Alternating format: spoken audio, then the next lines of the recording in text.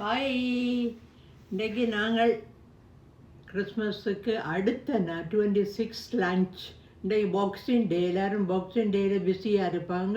அதோட சரியான ஸ்னோ கொட்டி கொண்டு இருக்குது, ப்ளோயிங் ஸ்னோவாக இருக்குது. அப்படி இருந்து நான் ஒரு நல்ல லஞ்ச் ஒன்று தயாரிச்சிருக்கிறேன். எல்லோரும் வீட்டில் இருக்கிறபடியாக பாருங்க என்ன லஞ்சுன்ட்டு.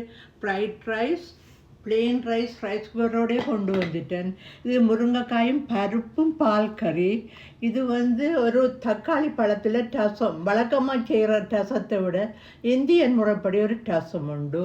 இது தக்காளி பழமும் கத்தரிக்காயும் பொரித்து ஒரு சலாட் மாரி வினிகரெல்லாம் போட்டிருக்கிறேன். இது ஆட்டிறைச்சி கறி.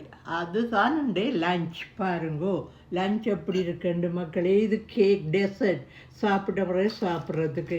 கிறிஸ்மஸ் சீசனில் இப்படி எங்களோட டேபிள் இருக்குது. அன்றைக்கு ஒரு டேபிள் அரேஞ்ச்மெண்ட் காட்டினேன். இது 2வது அரேஞ்ச்மெண்ட் மக்களே.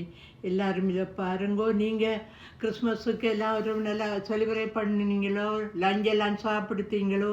இந்த குளிர்காலத்தில் கவனமாக இருந்தவங்களோட சாப்பிட போகிறேன். எனக்கு பிளெயின் ரைஸ் தான் கூட விருப்பம். ரசம் இருக்குது, பருப்பு இருக்குது, மிரக்கறிகள் தான் விருப்பம். என்னுடைய மிரக்கறியோடு சாப்பிட போகிறேன்.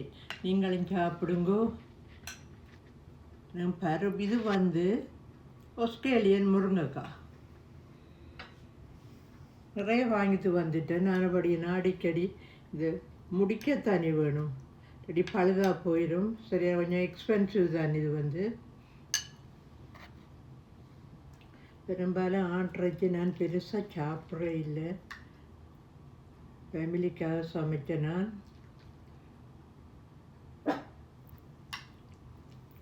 எங்களை பிளான் இது கத்திக்கொண்டிருக்கிறாரு, நாங்கள் சாப்பிட போகிறோம்ண்டு. ஓகே மக்களே, நான் சாப்பிட போகிறேன், டேஸ்ட் பண்ண போகிறேன். லேட்டாக தான் கொஞ்சம் ஆட்டிறைச்சி எடுக்கலாம். அதுக்கு அப்புறம் ரசத்தை எடுக்க போகிறேன்.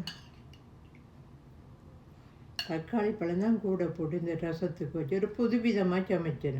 நார்மலாக வைக்கிற ரசத்தை விட வித்தியாசமான ரசம், தக்காளி ரசம்னு சொல்லி. ஓகே, சாப்பிட போகிறோம் மக்களே.